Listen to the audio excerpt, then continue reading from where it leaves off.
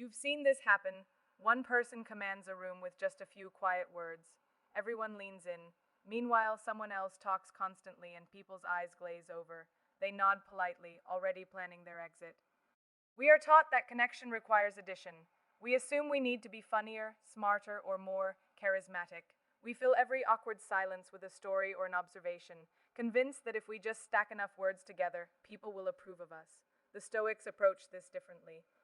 They practiced a concept called Via Negativa, improvement by subtraction.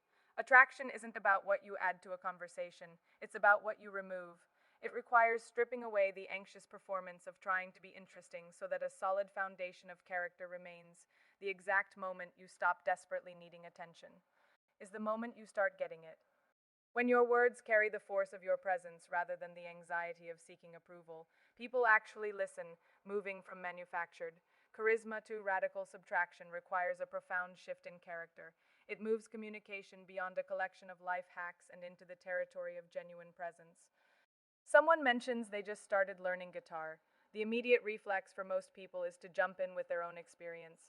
They bring up and they played in during college or the learning method they used. They take the door the other person opened, walk through it, and make the entire conversation about themselves. You can interrupt this habit with 4 words. Tell me more about that. Then you stop talking. You offer genuine, unhurried curiosity when someone realizes to actually want to hear their answer, and you aren't just waiting for your turn to speak. They light up. You create a rare space where their internal world is valued. We also face immense social pressure to have an opinion on everything. When asked about an unfamiliar topic, the instinct is to manufacture an answer that sounds plausible, terrified that admitting ignorance looks like weakness, but faking knowledge signals deep insecurity. It makes people wonder what else you might be faking.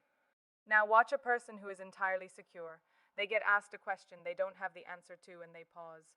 They say, "I don't know." 3 words delivered calmly, with no apology and no deflection. That unapologetic admission projects confidence. Socrates understood that wisdom begins with the recognition of ignorance. He knew that recognizing the limits of his own knowledge was the absolute prerequisite for any true insight. He didn't need to appear knowledgeable about everything, because his value wasn't tied to having every answer by refusing to perform fake intelligence. You establish a baseline of radical honesty.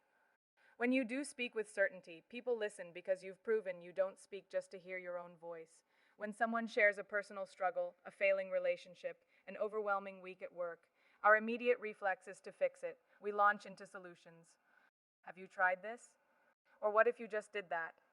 We think we are being helpful. We aren't. Firing off rapid solutions implies that the problem they've been agonizing over for months is actually incredibly simple. It tells them it's too blind to see the obvious answer you thought of. In 5 seconds, you can replace that reflex with 3 words that sounds difficult.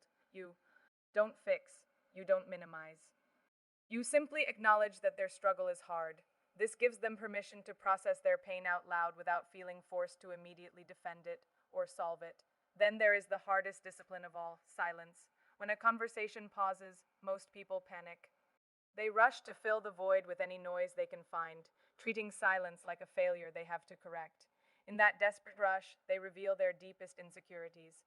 Seneca wrote that silence, as a lesson learned from the sufferings of life, people who have sat with real internal struggle know that silence isn't empty. It is entirely full of attention. It is the ability to just exist without needing to prove your worth every 30 seconds. When you resist the urge to fix every problem, and you learn to sit comfortably in the quiet, you change the dynamic. You become a uniquely safe harbor in a world completely saturated with frantic, anxious noise. The final category of subtraction requires removing the transactional lens through which we view our relationships and our time. Most of the time, we say thank you. Someone covers your shift, you say thanks. That's polite, but it is entirely transactional. It rewards a specific action or favor. Saying "I appreciate you" does something different. "I appreciate you" acknowledges the person's character, not just their output. The modern world measures people almost entirely by what they produce or provide. They are starving for someone to look past their utility and see them simply for who they are. Marcus Aurelius started each day by focusing on the character of the people around him, not what they could do for him. Recognizing the inherent value of a human being, seeing their consistency and their reliability is a timeless mark of actual leadership. This brings us to the ultimate test of boundaries, saying no. People are terrified of looking difficult, so they say yes to obligations. They resent that every time you say yes when you actually mean no. You inadvertently teach everyone around you that your time is worthless. Watch what happens when you clearly and calmly decline. No lengthy apologies, no invented excuses about being busy. Just know I can't. A firm boundary protects your energy. It shows you know what your time is worth. And when you finally do say yes, people know it's a genuine choice, making your presence more valuable. Validating the character of others while strictly guarding your own time creates a necessary friction. People who only sought your utility tend to drift away when they can't bypass your boundaries, leaving space for those who offer genuine respect. Strip away the desperate need to perform. Remove the reflex to fix other people's problems. Stop trying to please everyone who asks for your time. When you remove all of that, you are left with the rare state of total presence. People rarely remember the exact words you say in a conversation. What they remember is the sensation of being truly heard. They remember the deep relief, sitting with someone who didn't judge them, fix them, or talk over them. Curiosity, honesty, and firm boundaries serve as visible markers of character.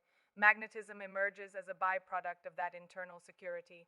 It flows from who you are when you speak, rather than the effort of a performance. Stop trying to be impressive. Stop filling the quiet with noise. Just be present, say less, and watch the world lean in.